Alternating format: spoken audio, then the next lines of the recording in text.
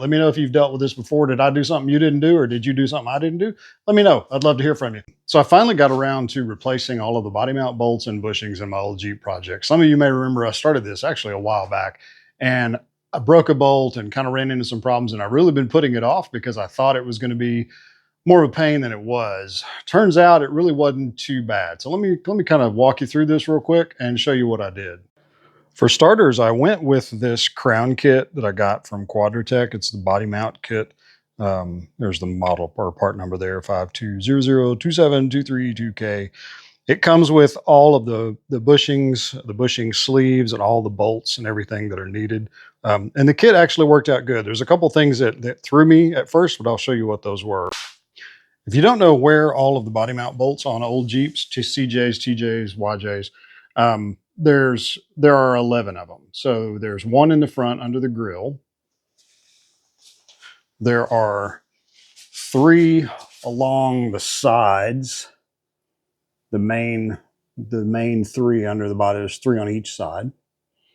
And then there is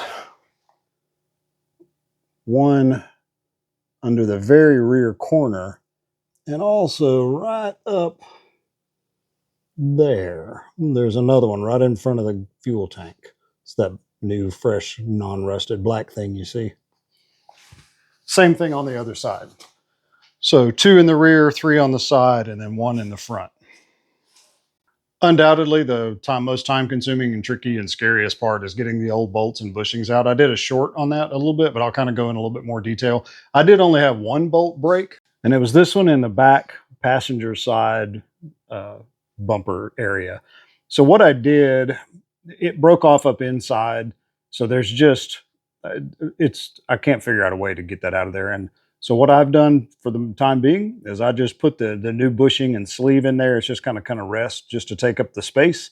And I will come back to figuring out if and when I want to get that bolt out.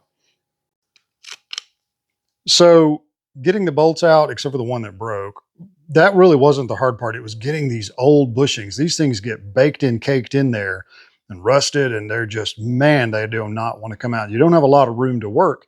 So I finally figured out, you can see that one's a little distorted because the way that I got these to loosen up was to find a crowbar that would just fit up in, or a pry bar that would just fit up in there. And I started working this thing back and forth in all different directions and breaking all of this crusty stuff loose.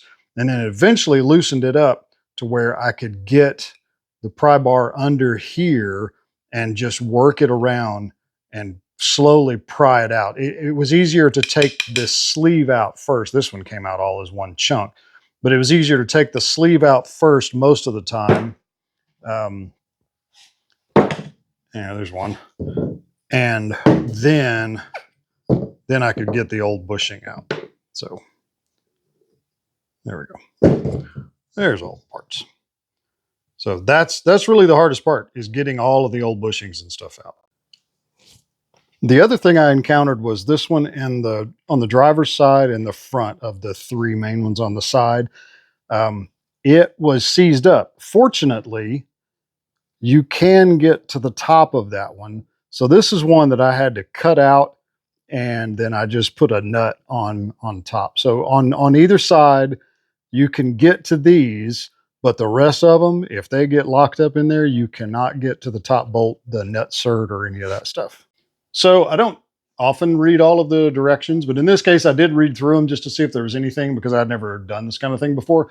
And I followed the directions pretty much to the letter. The only exception really being the front mount that's underneath the radiator. The directions called for taking the entire radiator grill area, kind of taking that loose and lifting it up that way. I didn't do it. I just loosened all of the bolts on one side, all the way as loose as I could get them where they were still threaded in and hanging on, and then took the bolts out of the other side and raised up one side at a time. When I raised up one side, it lifted up enough that I could get to that front bolt without having to loosen the grill. If you do have any kind of a lift on your Jeep at all, you're going to need a pretty good size jack to get the body lifted up. My Jeep's sitting on 31s, and it doesn't really have much of a lift. So, and it was all that my Harbor Freight 3-ton could do to get up high enough, including stacking those 2x4s on to get it raised up. And what I did is I used these shoulders right here on these what do you call them? These side step mounts, I guess. I've threatened to take those off in the past. I'm glad that I didn't do it because they made perfect lifting points to lift the body off the frame.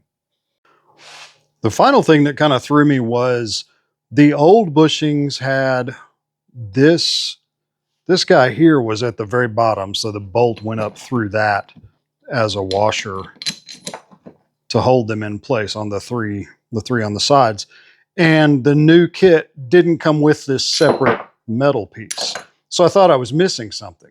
However, as I kind of dug around, it didn't make sense because the rest of the kit was in such good shape.